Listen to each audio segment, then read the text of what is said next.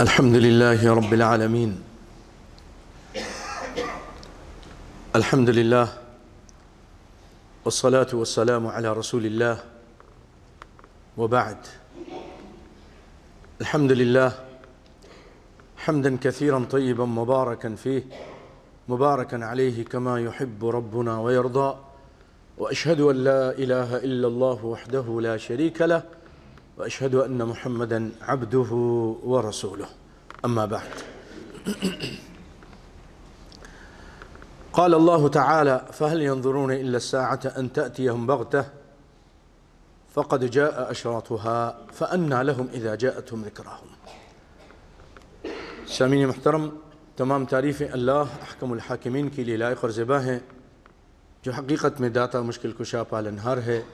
وہی اس قابل ہے کہ اس کی عبادت کی جائے، اس کو پوجا جائے، اسی سے مانگا جائے، اور سارے اختیارات اس کے ہاتھ میں ہیں۔ اس کے علاوہ کسی اور نبی، ولی، پیر، فقیر کے ہاتھ میں نہیں ہیں۔ سب اس کے در کے بھکاری اور منگتے ہیں۔ وہ خود کہتا ہے: یا ایھا الناس انتم الفقراء الی اللہ ادعونی استجب لکم، مجھے پکارو میں تمہاری پکار کو سنوں گا، قبول کروں گا۔ استجب لکم، قبول کروں گا۔ تو بھائیو، اسی ایک اللہ کو پکاریے، اس کے ساتھ عبادتوں میں، پکار میں کسی کو شریک مت کیجیے۔ اور کائنات کے امام، فخر الانبیاء، امام الانبیاء، ان کی اطاعت کیجیے، ان پر درود بھیجیے، ان سے سچی محبت کیجیے، اور ان کی بات آ جانے کے بعد پھر کسی اور کی طرف مت دیکھیے۔ ایک اللہ کی عبادت ہے اور اس کی اطاعت ہے، اس کے بعد محمد مصطفیٰ صلی اللہ علیہ وسلم کی اطاعت ہے۔ اطیعوا اللہ و اطیعوا الرسول ولا تبطلوا اعمالکم، اللہ کی اطاعت کرو، اس کے رسول کی اطاعت کرو، اور اپنے اعمال کو ضائع مت کرو۔ یعنی اللہ، اس کے رسول کے بتائے ہوئے طریقے کے ہٹ کر اگر کوئی بندہ کوئی کام کرتا ہے جو قرآن میں نہیں ہے، محمد مصطفیٰ کے فرمان میں نہیں ہے، اور آپ کے پیارے صحابہ کرام نے وہ کام نہیں کیا، یاد رکھیے وہ کام گمراہی کا کام ہے۔ اللہ تعالی ہم سب کو ہدایت عطا فرمائے اور ہم کو صراط مستقیم پر چلنے کی توفیق عطا فرمائے۔ اللہ رب العالمین سے یہ بھی دعا ہے کہ اللہ تعالی ہم سب کے جو تقصیر ہیں، جو نقص ہے اعمال میں ہم سے ہوا، جو گناہ ہوئے، اے اللہ تو اس سب کو سارے مسلمانوں سے معاف فرما دے۔ بھائیو، آپ کے سامنے پچھلے کئی جمعوں سے قیامت کی علامتیں سے متعلق گفتگو ہو رہی تھی۔ آپ صلی اللہ علیہ وسلم نے ایک اس کی نشانی یہ بیان کی کہ زمانے قریب آ جائیں گے، یعنی سال جلدی سے گزر جائے گا۔ سال ایسا لگے گا جیسے مہینہ تھا، ہفتہ دن کے برابر لگے گا، یعنی بہت جلدی جلدی زمانہ گزرے گا اور برکت نہیں ہوگی۔ ینقص العمل، عمل لوگوں کے اندر کم ہو جائے گا۔ ویلقى الشح، لوگوں کے اندر بخیلی آ جائے گی، کنجوس ہو جائیں گے، بخیلی ہوگی۔ وتظہر الفتن، فتنوں کا ظہور ہوگا، اور یہ حالت ہو جائے گی، فتنے اس قدر ہوں گے، انسان جو مسلمان ہوگا اس کو اپنے ایمان پر، اسلام پر خوف ہوگا، تو اس خوف کی وجہ سے کہ کہیں میں اس فتنے میں مبتلا نہ ہو جاؤں، جب وہ قبرستان سے، قبر کے پاس سے گزرے گا تو آدمی کہے گا: یا لیتنی مکانا، قبر والے کو دیکھ کر کہے گا کاش میں اس کی جگہ پہ ہوتا، اس نے وہ فتنے نہیں دیکھے جو میں فتنے دیکھ رہا ہوں، مجھے اپنے ایمان پر خطرہ ہے، مجھے اپنے بچوں کے ایمان پر خطرہ ہے، ایسا نہ ہو میں اس فتنے سے متاثر ہو کر اس فتنے میں گر جاؤں اور ایمان سے ہاتھ دھو بیٹھوں۔ تو وہ تمنا کرے گا کاش میں اس قبر والے کی جگہ پر ہوتا۔ اور بھائیو، آپ صلی اللہ علیہ وسلم نے یہ بھی بتایا کہ قیامت سے پہلے جھوٹے نبی ہوں گا، ان کے ظہور ہوگا۔ جھوٹے نبی نبوت کا دعویٰ کریں گے۔ آپ صلی اللہ علیہ وسلم نے ایک حدیث میں فرمایا: لا تقوم الساعة حتى تقتتل فئتان عظیمتان تکون بینہما مقتلہ عظیمہ دعواہما واحدہ، کہ آپ نے فرمایا کہ قیامت نہیں آئے گی جب تک مسلمانوں کی دو عظیم جماعتیں، دو گروہ مسلمانوں کے، دونوں کو مسلمان کہا آپ نے، حتی تقتتلا فئتان عظیمتان، دو عظیم من المسلمین، آپ صلی اللہ علیہ وسلم نے فرمایا ایک اور روایت میں کہ مسلمانوں کی جماعت ہوں گی، دونوں کو مسلمان کہا، ان کے درمیان ایک مارکا ہوگا، بہت بڑی جنگ ہوگی، جبکہ دونوں کا دعویٰ ایک ہی ہوگا، ان کا اللہ، ان کا رسول، ان کی کتاب، ان کا کعبہ، ان کی نمازیں سب ایک جیسی ہوں گی، اختلاف کی وجہ سے ان کے درمیان یہ جنگ ہوگی، دونوں کا آپ نے مسلمان کہا، اور وہ جنگ تھی بھائیوں جیسے آپ نے فرمایا آپ صلی اللہ علیہ وسلم کے کچھ عرصے کے بعد، یہ جو مقتل عثمان ہوا اس کے بعد اسی کی وجہ سے سیدنا علی رضی اللہ تعالیٰ عنہ اور سیدنا معاویہ رضی اللہ عنہ کے درمیان جنگ ہوئی، جنگیں ہوئیں، جنگ جمل ہوئی، صفین ہوئی، بہت ساری اس طرح کی جنگیں ہوئیں جس کے اندر بہت سارے مسلمان قتل کیے گئے، حالانکہ دونوں پکے سچے مسلمان تھے، دونوں کا دعویٰ آپ کہہ رہے ہیں ایک ہی، دونوں کو مسلمان کہا۔ اس سے ہمیں یہ بھی پتہ چلا ہے کہ بعض لوگ، اس حدیث سے پتہ چلتا ہے سیدنا علی رضی اللہ تعالیٰ عنہ وہ تو بہت افضل، بہت شان والے، بہت مکان والے تھے، بہت شرف تھا ان کو حاصل اسلام میں، تو سیدنا معاویہ رضی اللہ تعالیٰ عنہ کو بھی آپ نے اسلام سے خارج نہیں کیا بلکہ ان کو ان کے ساتھیوں کو مسلمان ہی کہا، مسلمان ہی کہا، دعویٰ ایک ہی کہا، بین فئتین عظیمتین من المسلمین، مسلمان کہا دونوں کو، اس لیے ہمیں بھی ان کو مسلمان سمجھنا چاہیے۔ دونوں کے درمیان جنگیں ہوئیں، جیسے آپ نے کہا ویسے ہی ہوا، پھر اللہ کے فضل و کرم سے سیدنا حسن رضی اللہ تعالیٰ عنہ کے ہاتھوں دونوں کی صلح ہوئی، دونوں کی صلح ہوئی۔ آپ نے فرمایا تھا، بہت پہلے فرمایا تھا، چھوٹے تھے حسن، ان ابنی سید او ان ابنی هذا سید یصلح اللہ علی یدیہ بین فئتین عظیمتین من المسلمین، مسلمانوں کے دو عظیم گروہ کے درمیان صلح کرائیں گے، اور آپ نے صلح کرائی، جنگ ختم ہو گئی، امن قائم ہو گئی اللہ کے فضل و کرم سے۔ رسول اللہ ان دونوں کو مسلمان مان رہے ہیں، ہم کو بھی ان کو مسلمان ماننا چاہیے۔ پھر آپ نے فرمایا وَحَتَّى يُبْعَثَ دَجَّالُونَ كَذَّابُونَ قَرِيبًا مِنْ 30 کے قریب جھوٹے نبی پیدا ہوں گے جو نبوت کا دعویٰ کریں گے آپ کے زمانے میں ہی، مسیلمہ کذاب، اسود عنسی، سجاح بن حارث، یہ 3 لوگ ایسے تھے جنہوں نے نبوت کا دعویٰ کیا۔ اس کے بعد بھی اور یہاں تک کہ ہمارے ہندوستان کے اندر پاک و ہند تقسیم سے پہلے وہاں غلام احمد قادیانی نے نبوت کا دعویٰ کیا، نبوت کا دعویٰ کیا بڑے چال بازی کے ساتھ۔ آپ پڑھ کے دیکھیے اس کی تاریخ، یہ اصل میں عدالت میں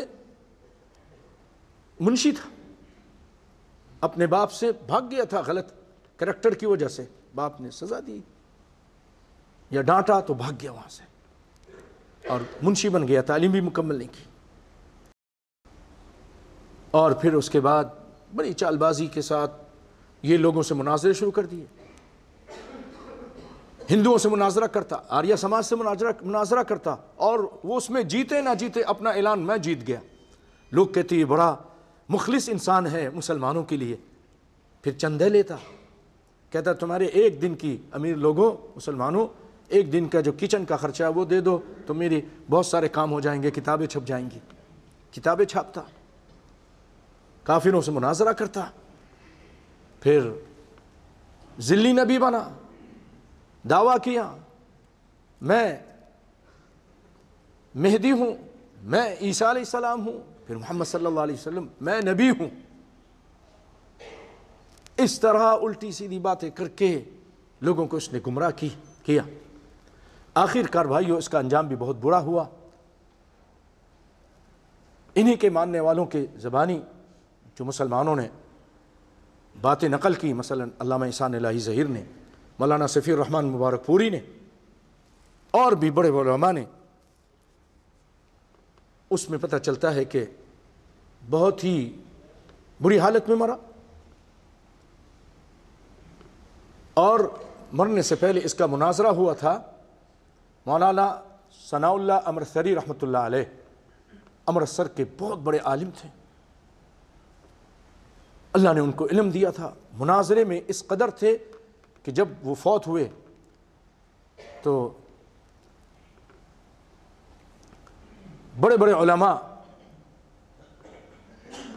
اور اس زمانے کے مولانا محمد حسن یا حسین ندوی رحمۃ اللہ علیہ نے فرمایا تھا، ابو الکلام آزاد رحمۃ اللہ علیہ نے فرمایا تھا کہ اگر ایک وقت میں آریہ سماج، سکھ، یہودی، عیسائی، دنیا کے باطل فطر سب فرقوں والے سے اگر کوئی ایک وقت میں مناظرہ کر سکتا تھا تو وہ یہ ثناء اللہ امرتسری رحمۃ اللہ علیہ تھے. بہت بڑے مناظر تھے. تو یہ اب بڑھاپے کو پہنچ رہے تھے، اور غلام احمد قادیانی کم عمر تھا ان کے زمانے میں. یہ اس کا پیچھا کرتے تھے، ربوہ میں اس کے پاس جاتے تھے، ربوہ میں اس سے مناظر کرتے تھے، اس کو چیلنج کرتے تھے، اس سے باتیں کرتے تھے.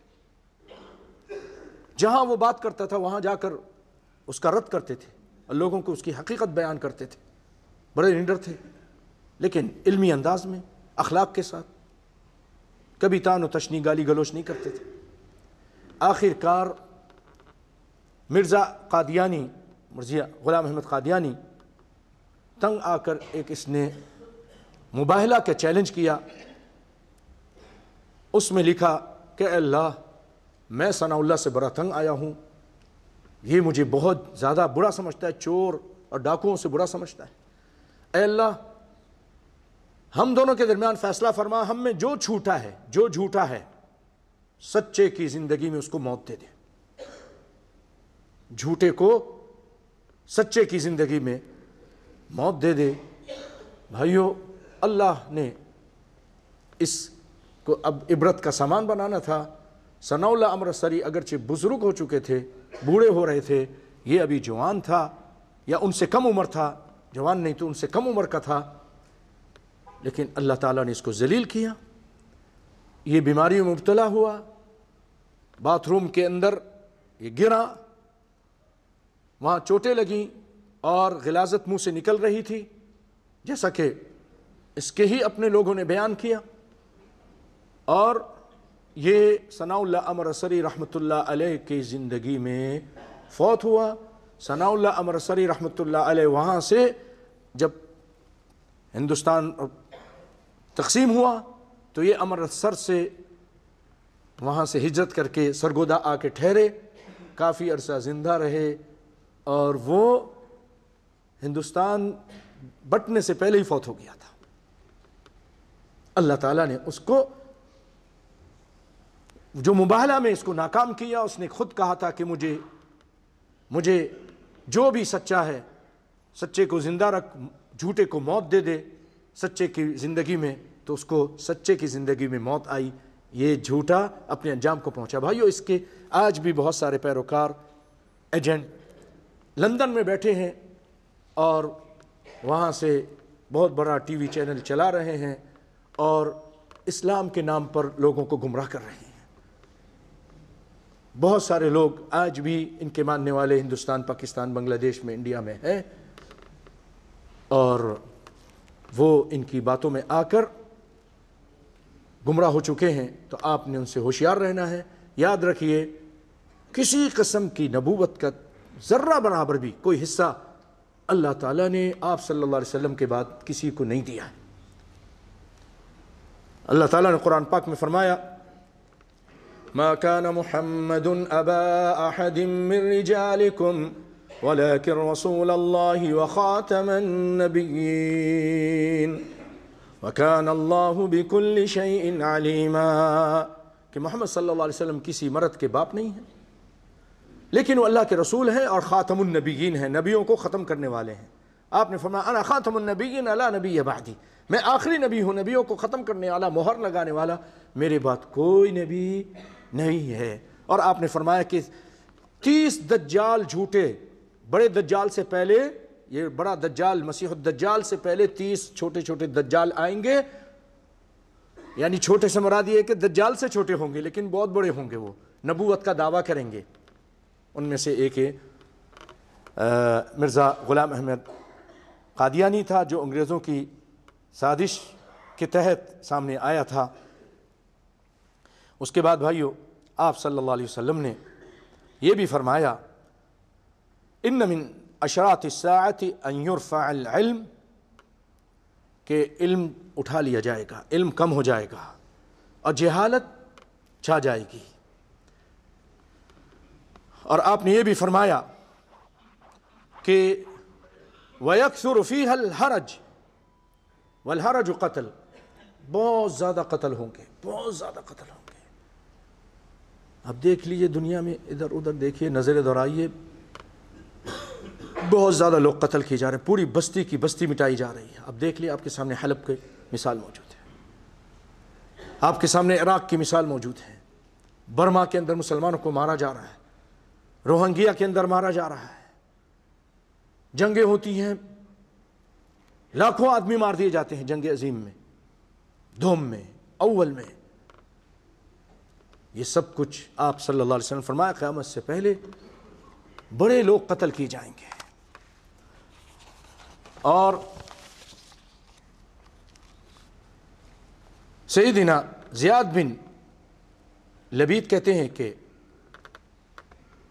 نبی صلی اللہ علیہ وسلم کے سامنے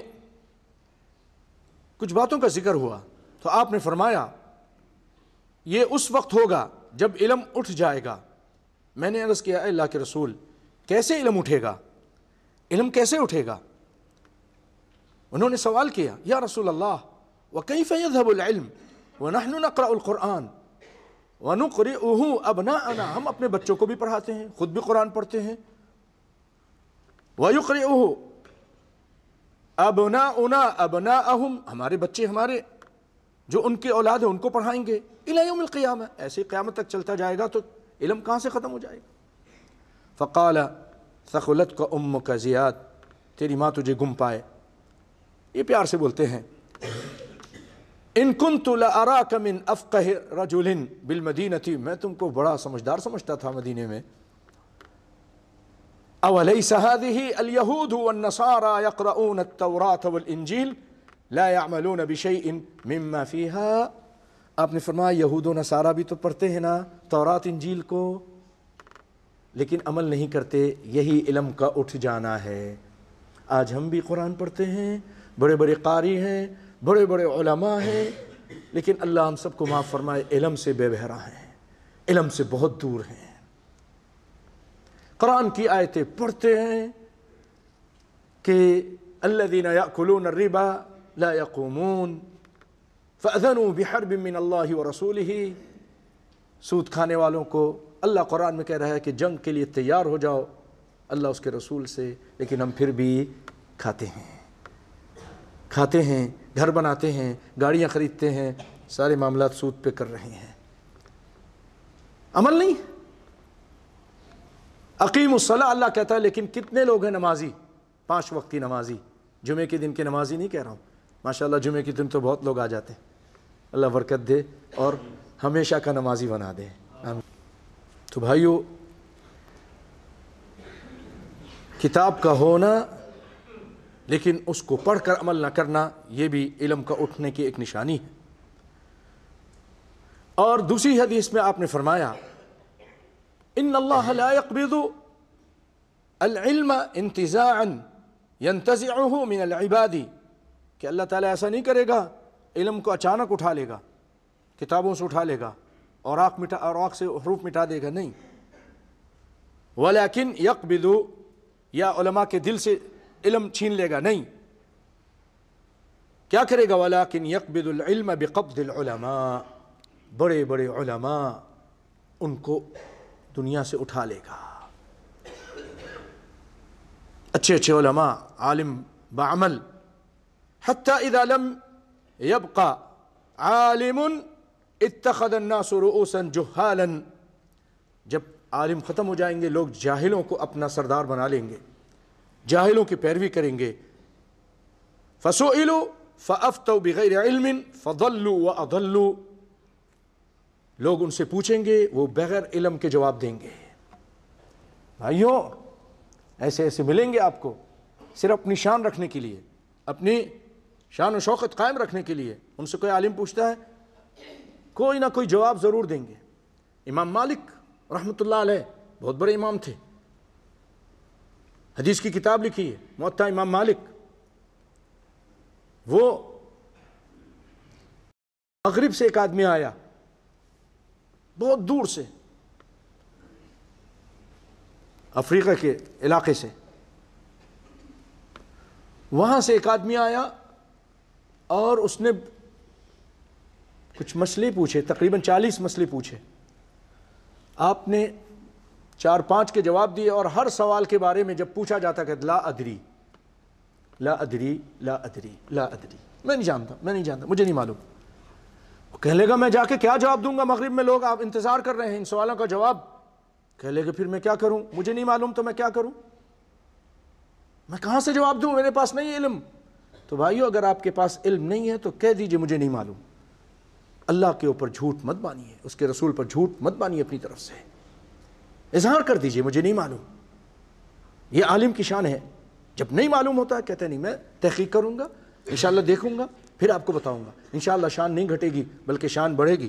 من تواضع للہ رفعہ اللہ، جو اللہ کے لیے تواضع کرتا ہے اللہ تعالیٰ اس کے مقام کو بڑھاتا ہے. پیارے بھائیو، جو لوگ کھڑے ہیں نا، کھڑے ہوئے ساتھیوں سے گزارش ہے کہ وہ لوگ آگے آگے آ جائیں، انتظار نہ کریں کہ کوئی آپ کو جگہ دے. آپ لوگ آگے آ جائیے بھائیو، آگے آ جائیے، کسی طرح جگہ بناتے ہوئے آگے آ جائیے. اللہ آپ کو خیر دے، کھڑے مت ہوئیے، بہت جگہ ہے، کہیں بھی آ کے بیٹھ جائیے.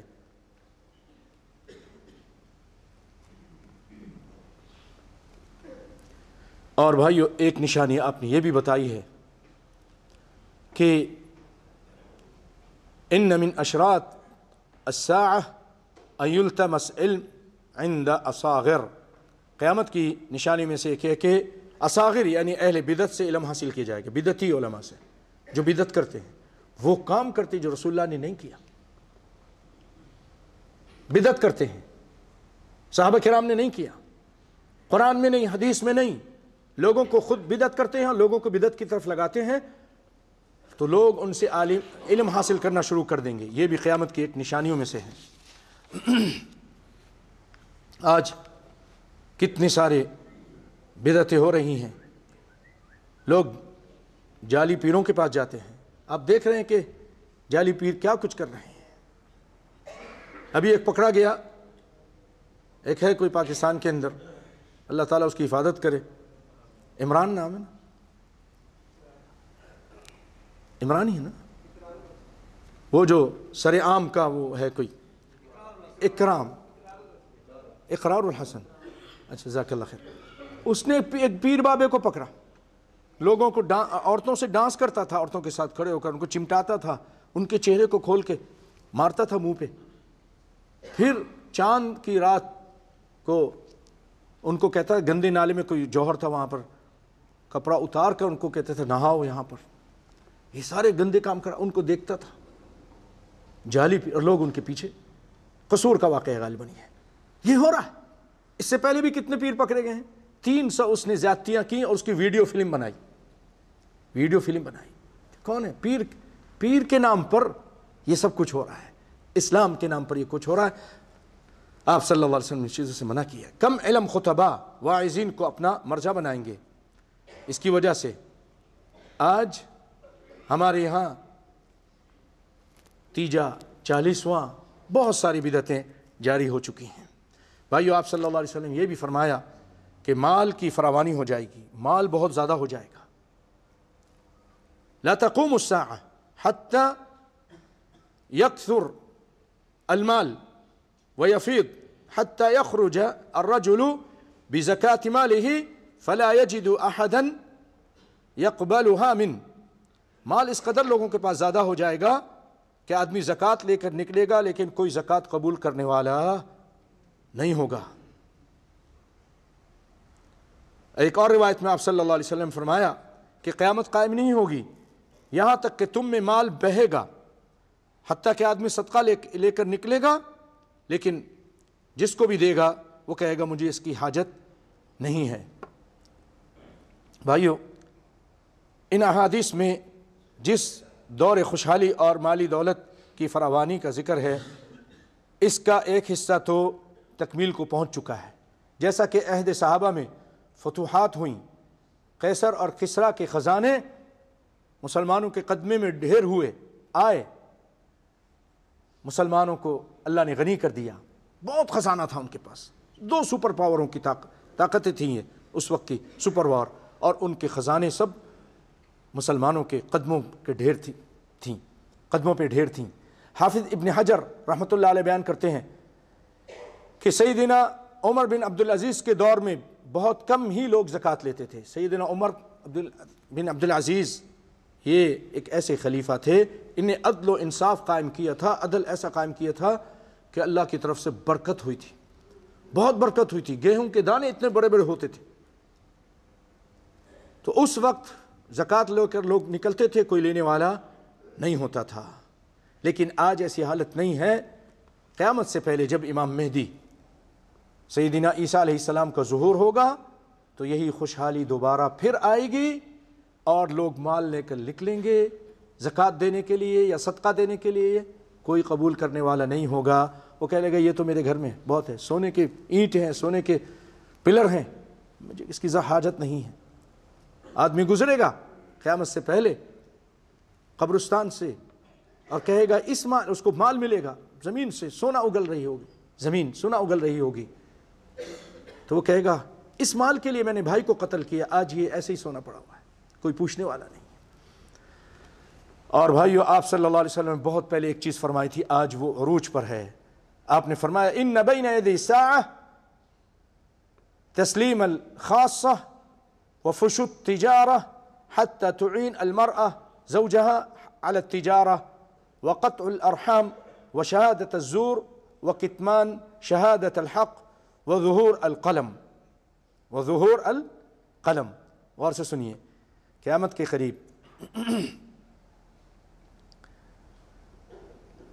قریب سلام جو ہے نا، سلام صرف جان پہچان والے لوگوں کو کیا جائے گا، جس کو جانتا ہے. حالانکہ پتہ ہی مسلمان ہے لیکن سلام نہیں کرے گا. پتہ یہ کلمہ پڑھنے والا مسلمان ہے، سلام نہیں کریں گے. اب دیکھیے پاکستان کے اندر ایک مسجد والے دوسری مسجد والے کو سلام ہی نہیں کرتے، حالانکہ مسلمان ہیں، سب مسلمان ہیں. میری یہ بات یاد رکھیے، کلمہ پڑھنے والا وہ آپ کا مسلمان بھائی ہے، چاہے کسی گروپ سے اس کا تعلق ہے. لا اشہد ان لا الہ الا اللہ وحدہ لا شریک لہ واشہد ان محمدا عبدہ ورسولہ. چاہے وہ دیوبندی ہو، چاہے وہ بریلوی ہو، چاہے وہ اخوانی ہو، چاہے وہ تبلیغی جماعت کے ہوں، بھائیو ہم سب آپس میں مسلمان بھائی ہیں.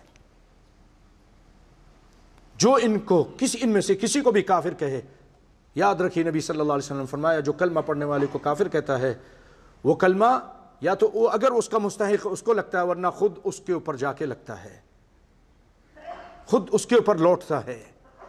کافر کہنے والا دوسرے کو خود کافر بن جاتا ہے. مت کہیے. تو لوگ اس وجہ سے ایک دوسرے کی مسجد میں بھی نہیں جاتے اور سلام بھی نہیں کرتے. جی یہ وہابی ہیں، یہ جی دیوبندی ہیں، جی یہ تو بریلوی ہیں. ارے مسلمان نہیں ہو، کلمہ پڑھنے والے نہیں ہو. سب کلمہ پڑھنے والے مسلمان بھائی ہیں. میں نے آپ کو بتایا تھا نا پچھلی مرتبہ، جنگ کے میدان میں کافر ہے، جنگ کر رہا ہے اور بہت سارے لوگوں کو قتل بھی کیا ہے. سیدنا اسامہ دھاک لگا کے اس کو قتل کر دیتے ہیں. جب قتل کرنے لگتے ہیں لا الہ الا اللہ پڑھ لیتا ہے. لا الہ الا اللہ جب قتل کرنے لگتے ہیں لا الہ الا اللہ پڑھ لیتا ہے. آپ نے فرمایا اسامہ کلمہ پڑھنے کے بعد بھی تم نے اس کو قتل کر دیا؟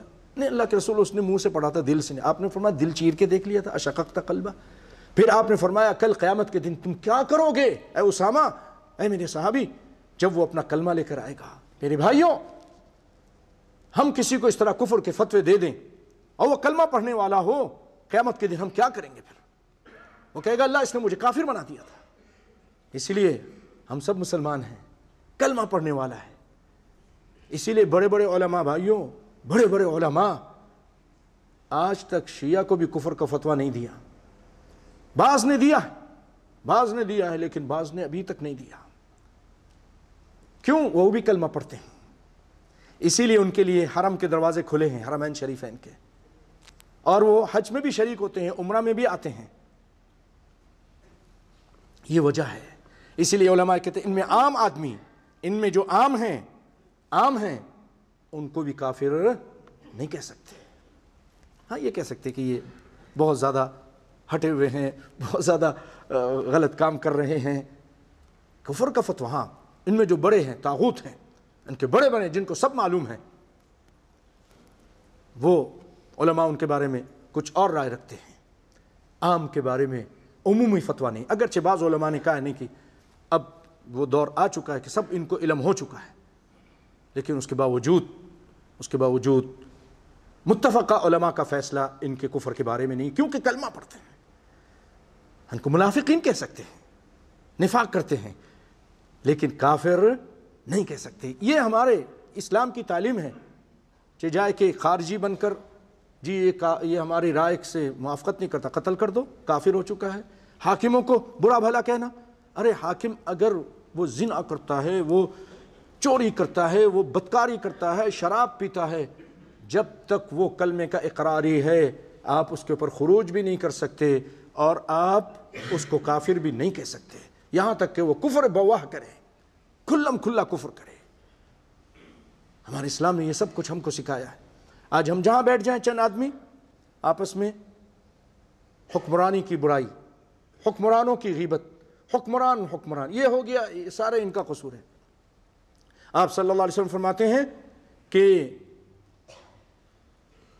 من اہان السلطان اہانہ اللہ، اے اللہ محمد تجھ سے بد دعا کرتا ان کے حق میں جو اپنے سلطان، اپنے مسلمانوں کے حاکم کے برائیاں کرتے ہیں، کیسا بھی ہے، فاسق و فاجر. آپ نے فرمایا تمہاری جل اتار دے، تمہارے ساتھ ظلم کرے، تمہاری کھال اتار دے، تم اطاعت کرتے رہو، اطاعت سے اپنے ہاتھ مت کھینچو، خروج مت کرو، بغاوت مت کرو. یہ سب اسلام ہمیں تعلیم دیتا ہے. وَإِن تَأَمَّرَ عَلَيْكُمْ عَبْدٌ حَبَشِي، کالا کلوٹا غلام بھی اگر تمہارا بادشاہ بن جائے تو اس کی اطاعت کرو. عَلَيْكُمْ بِالسَّمْعِ وَالطَّاعَةِ، آپ نے فرمایا. یہ چیزیں یہ تعلیم آج عام نہیں ہے. تو جہاں بیٹھیں گے بھائی، وہ ایک عام مسلمان ہونے کے ساتھ ساتھ ایک اعلیٰ عہدہ رکھتا ہے، مسلمانوں کا حاکم ہے. اور میں بہت پہلے بتا چکا تھا کہ اللہ تعالیٰ نے ان کو مقام دیا. ایک تو حدیث ہے، دوسرا اللہ تعالیٰ نے ان کا ذکر اللہ اور رسول کے ساتھ کیا ہے. کیسے؟ یا ایھا الذین آمنوا اطیعوا اللہ واطیعوا الرسول واولی الامر منکم. بڑے بڑے علماء کہتے ہیں کہ یہ بہت بڑا حاکم کے لیے کہ اللہ تعالیٰ نے حاکم کا مقام اپنے اور اپنے رسول کے بعد ذکر کیا، واولی الامر منکم. لیکن یاد رکھیں اگر حاکم ظالم ہے، قیامت کے دن اللہ تعالیٰ اس کو بہت پوچھے گا، بڑا زبردست حساب ہوگا. اگر اچھا حاکم تھا، نیک صالح تھا، تب بھی وہ 500 سال کے بعد جنت میں جائے گا. اور جو حقوق اس نے غصب کیے، ظلم کیے، جو زیادتیاں کی، جو گناہ کیے، اس کا حساب دینا پڑے گا. لیکن دنیا میں نظام قائم رکھنے کے لیے، امن و امان قائم رکھنے کے لیے اللہ تعالیٰ نے ہم کو یہ کہا ہے کہ اطاعت کرتے رہو، حاکموں کی اطاعت کرتے رہو، بغاوت مت کرو. میں اسی پہ اپنی بات کو ختم کرتا ہوں. چھوٹی سی ایک بات سناتا ہوں بھائیو. آپ کو معلوم ہوگا امام احمد بن حنبل رحمۃ اللہ علیہ، امام احمد بن حنبل کتنے بڑے عالم تھے. 4 اماموں سے ایک امام ہیں. مسند احمد انہوں نے کتاب لکھی، بہت بڑی کتاب ہے، زبردست کتاب ہے، حدیث کی کتاب ہے. اور بڑی تکلیفیں اٹھائیں، حاکموں نے تکلیف دیا. حاکموں نے تقریباً 4 حکمرانوں نے یا کہ با دیگر خلق قرآن کے مسئلے پر وہ انکار کرتے تھے. وہ کہتے تھے اس کی دلیل قرآن میں نہیں ہے, قرآن مخلوق نہیں ہے, اللہ کا کلام ہے. 4 حاکموں نے مارا, جلاد سے کوڑے مارے گئے ان کو. جلاد خود کہتے ہیں اگر ہم یہ کوڑے ہاتھیوں کو مارتے تو مر جاتے, خون ہم خون ہو جاتے تھے, بے ہوش ہو جاتے تھے. سن رہے ہیں نا, بے ہوش ہو جاتے تھے, اس قدر آپ کو مار پڑتی تھی. پیارے بھائیوں, جب فتنہ بہت بڑا, ان کے شاگرد آئے, ان کے ماننے والے, ان کے چاہنے والے آئے, جیل میں تھے, ان کو پیغام دیا کہ یا ان سے بات کی, جیسے آج جیل میں ملنے جاتے ہیں تو ملنے گئے, کہا امام بہت فتنہ پھیلا ہے, غور سے سنیے, یہ جو آج ہم بیٹھ کر غیبتیں شروع کر دیتے ہیں. وہ فرماتے ہیں امام صاحب بہت فتنہ پھیل گیا ہے, آپ کو اتنا مار رہے ہیں, آپ کے ساتھ اتنا ظلم ہو رہا ہے. انہوں نے کہا اے میرے چاہنے والوں, ساتھیوں, یہ فتنہ خاص ہے, یہ فتنہ خاص ہے, میرے ساتھ ہے, کوئی مشکل نہیں. کہا کہ نہیں, ہم ان کے خلاف خروج کریں گے, تلوار لے کے نکلیں گے, بہت ظلم ہو رہا ہے, ظلم کا مقابلہ کریں گے. انہوں نے کہا لا ارا ذلک الدماء الدماء, اے میرے ساتھیوں میں اس کو نہیں, میں اس کی اجازت نہیں دیتا. خون بہے گا, مسجدیں بند ہو جائیں گی, عزتیں لوٹی جائیں گی, روڈ بند ہو جائیں گے, مارکیٹ بند ہو جائیں گے, میں اس کی اجازت نہیں دیتا. مسلمانوں کو بہت نقصان پہنچے گا, تم لوگ تلواریں لے کر نکلو گے, فوج آ جائے گی, تمہارے آپس میں جنگ ہوگی, مسلمانوں کا خون بہے گا, میں اس کی اجازت نہیں دیتا. الدماء الدماء, سبحان اللہ, الدماء آپ نے یہ کہا. تو بھائیوں, خروج سے جو کہ ظالم تھے وہ لوگ, انہوں نے ظلم کیا تھا. امام احمد بن حنبل اتنے بڑے عالم, وہ کہتے کہ نہیں. اسی لیے قاضی عیاض رحمۃ اللہ علیہ فرماتے ہیں, اور ان کے بارے میں بھی آیا ہے کہ اگر ان سے پوچھا گیا کہ آپ کو اللہ تعالیٰ کی طرف سے آ جائے خبر کہ اے احمد تمہاری ایک دعا قبول کروں گا, کوئی دعا مانگو وہ قبول کروں گا. احمد بن حنبل فرماتے ہیں کہ میں اپنے حاکم کے لیے دعا مانگوں گا. ہم بد دعا مانگتے ہیں, اور اہل سنت والجماعت کا عقیدہ یہ ہے کہ آپ کا حاکم مسلمان ہے, کیسا بھی ہے, ظالم ہے, اس کے لیے دعا کیجیے, بد دعا مت کیجیے, اسلام اس سے منع کرتا ہے. کہا احمد بن حنبل نے میں اس کے لیے دعا کروں گا. کیوں؟ اگر میری دعا قبول ہو گئی, میں نے کہا اللہ اس کو ہدایت دے دے, اس کو اچھے کام کرنے کی توفیق دے. جب اس کو ہدایت مل جائے گی, اچھے کام کرے گا, مسلمانوں کو امن ملے گا, سکون ملے گا, چین ملے گا. حکمت دیکھیے, یہ ہے بھائیوں اسلام کی یہ تعلیم, اور نبی صلی اللہ علیہ وسلم کی تعلیم کہ علیکم بالسمع والطاعہ, تم اطاعت کرتے رہو اگرچہ تمہاری وہ جل اتار دے, تمہارا مال لے لیں, تمہارے پر ظلم کریں, لیکن اپنے حاکموں کے خلاف بغاوت نہیں کرنا. الا یہ کہ کفر بواح کریں, کھلم کھلا کفر کریں, تب وہ بھی پھر علماء کی اجازت سے, علماء اگر کہیں گے تو, ورنہ خروج کرنا. شیخ عثیمین فرماتے ہیں کہ اگر کافر ملک میں ہیں یا کافر ہے بادشاہ, اور آپ دیکھتے ہیں, علماء دیکھتے ہیں کہ اس کے اوپر خروج کرنا, بغاوت کرنے میں نقصان زیادہ ہے, تو خروج مت کرو. یہ جو شام میں ہوا بھائیوں, یہ جو شام میں ہوا ہے, یہ لوگوں نے جلد بازی کی ہے. وہاں کے کچھ لوگوں نے اور کچھ باہر کے علماء نے لوگوں کو ورغلایا, اور بہت سارے علماء نے, بڑے بڑے علماء نے سعودیہ کے منع کیا تھا کہ یہ کام مت کرو, یہ بغاوت مت کرو, لیکن انہوں نے بات نہیں مانی. تم دیکھو بھی اس کا فائدہ زیادہ ہے, نقصان زیادہ ہے. اگر نقصان زیادہ ہے تو مت کرو, کافر کے خلاف بھی مت کرو. دیکھیے کتنا نقصان ہوا, کتنا نقصان ہوا. اسی جنگ سے پہلے مسلمان امن و امان کے ساتھ وہاں رہتے تھے. اسی لیے بغاوت بہت بری چیز ہے. جب تک کبار علماء, بڑے بڑے علماء, ربانی علماء اس کی اجازت نہیں دیں, نہیں کرنی چاہیے.